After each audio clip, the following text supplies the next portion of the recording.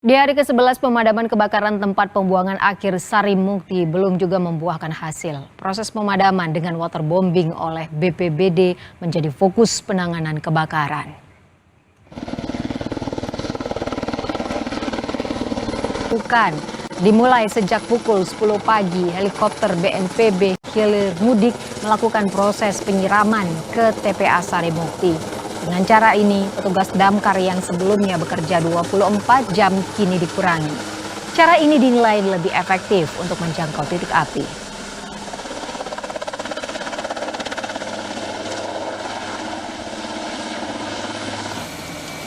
Proses pemadaman kebakaran TPA Sarimukti mulai terlihat membaik. Saat ini, ketebalan asap yang mengepul menurun 30% dibandingkan beberapa hari sebelumnya. Proses pemadaman dengan waterbombing oleh BPBD menjadi fokus penanganan yang terus dilakukan.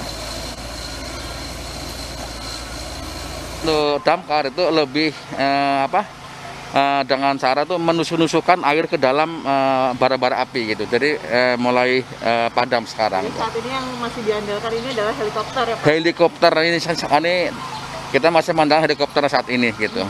Jadi hari ini dipastikan masih akan Ya belum, sekarang belum hadir ke sini ya helikopternya. Mungkin saya masih mengharapkan sekali adanya heli masih ada di sini gitu.